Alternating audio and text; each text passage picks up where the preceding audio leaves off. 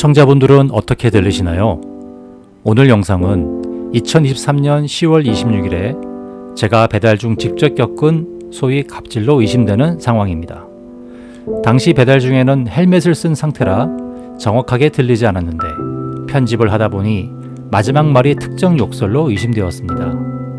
듣는 입장에 따라 달리 들리거나 별것 아닌 것으로 판단할 수 있습니다만 현장에 저는 이미 오토바이를 밖에 정차하고 들어가면서부터 들은 말씨와 어투에 속으로 상당히 불쾌감을 가졌습니다.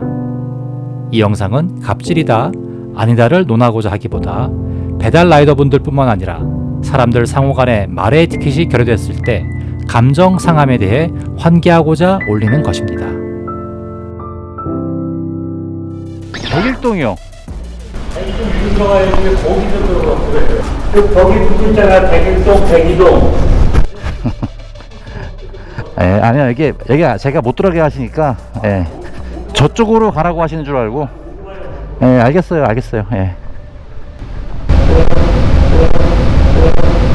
저런 말투입니다, 말하자면.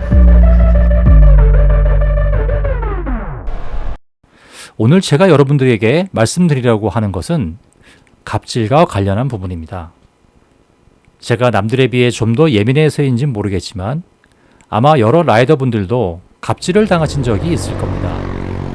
저는 지금까지 5번이 있었는데요. 가게 사장님, 고객, 경비원, 병원 안내자로부터입니다. 사실 이 중 4가지의 경우는 오늘 소개하려는 영상보다 확실히 인격 모독이 뚜렷한 갑질이었습니다. 당시에는 헬멧캠이 없어서 촬영을 못했는데 이번에 고프로를 달고서 우연히 그 현장이 담겼습니다. 당일 저는 관악구에서 오더를 수행하다가 점심시간이 지나 서초로 넘어가게 되었습니다. 그 시간이면 서초에 넘어가도 교통흐름에 큰 무리가 없어 콜을 잡았습니다. 구간 배달 콜이 들어왔고 모두 픽업을 했고 한 건은 완료하고 마지막 남은 한 건을 수행하기 위해 이동을 했습니다. 전달지는 서초구에서도 처음 가보는 곳이라 내비를 자세히 보고 갔지만 왠지 뱅뱅 돌 것 같다는 생각이 들었습니다. 아니나 다를까 주변을 2바퀴 도는 동안 이미 전달지에 도착했는데 도로명이 보이지 않아 다시 한 바퀴 돌게 되었습니다. 내비상 위치는 맞겠지만 육안으로는 확인이 안 되는 경우가 종종 있기 때문입니다.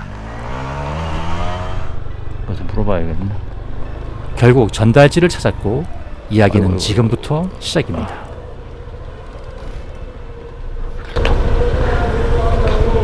이거 눌러야 돼요?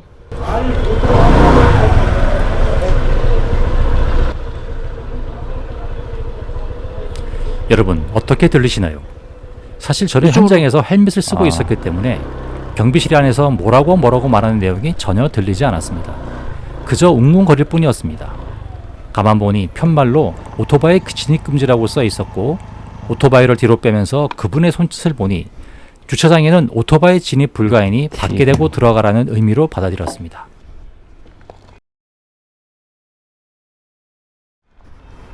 밖에 정차를 하고 살피니 작은 철제 쪽문이 있었고 아마도 그 문을 통해 올라가라는 것이구나 생각했습니다.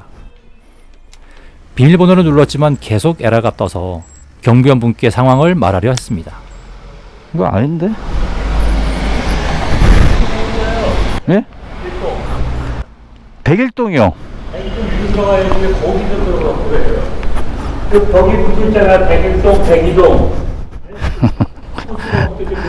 아니요, 여기 제가 못 들어가게 하시니까, 저쪽으로 가라고 하시는 줄 알고. 알겠어요.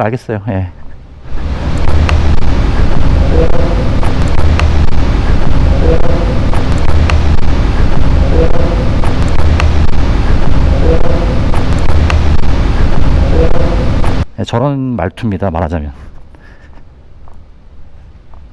제가 이런 복장이 아니고 무슨 캐주얼하게 평상시에 제가 입고 다니는 옷으로 제가 왔으면 저렇게 말은 안 하죠. 저런 말투. 일종의 내가 너보다 위에 있다는 걸 딱 보여주는 거거든요. 그분의 말씨와 어투로 인해서 저는 전달 장소로 이동하면서 기분이 매우 언짢았습니다. 돌아가서 정중히 말을 할까 생각도 했는데 2회 라이딩을 계속해야 하는 상황에서 서로 간에 무슨 감정 터질 일이 생길지 몰라 마음을 다잡았습니다.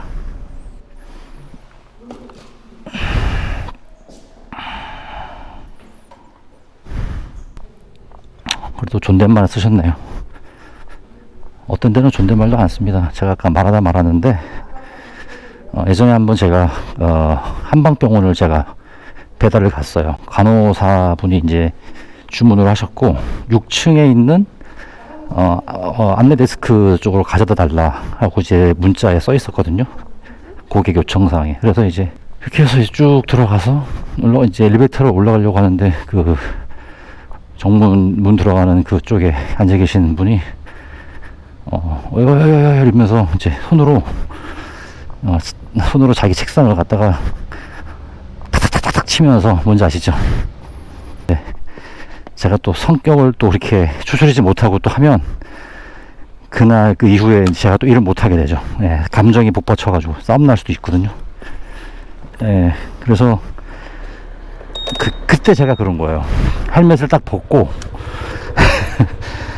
목소리 중저음으로 깔고 전화를 걸었지. 주문한 사람한테. 그랬더니 제 목소리를 다 듣고 또박또박 말하는 걸 듣더니만 내 눈빛이 딱 쳐다봤죠. 이렇게 했더니 눈빛이 싹 깔리더라고요. 바닥으로. 별로 평등심이 없습니다. 예. 평등심이 없는 건 좋은데 그렇게 티를 낼 필요가 없잖아요. 그죠? 티를 낼 필요가 없어요. 그래서 이제 에티켓이라는 게 필요한 거거든요. 티를 내면 상대방이 기분 나빠하니까 에티켓을 가지고 그걸 감싸서 포장을 해서 말을 하라는 건데 그것조차 안 한다는 게 이게 되게 웃긴 거죠. 사실은. 다시 말씀드리지만 끝에 제가 돌아서서 전달실로 이동 중에 그분이 내뱉은 말의 억양은 매우 의심스러웠고 이때 집에서 확인을 해봐야겠다는 생각을 하게 된 것입니다. 욕설이 아니더라도 욕설이더라도 어쨌든 안내를 해주어야 하는 일련의 역할에서 무언가 부족해 전달이 제대로 되지 않은 건데 말입니다. 좋네요. 게다가 그 장소에 처음 간 저로서는 더 황당한 겁니다. 언젠가 이런 류의 상황이 벌어지면 다음에 말을 하려고 했습니다. 저는 에티켓은 철저히 이성적인 거라고 생각합니다. 기분이 좋아서 에티켓을 지키고 나쁘다고 안 지키는 게 아니라는 것입니다. 기분과 감정에 치우쳐 언행을 하면 반드시 사고가 나기 때문에 에티켓을 만들어 놓은 것이라 생각합니다.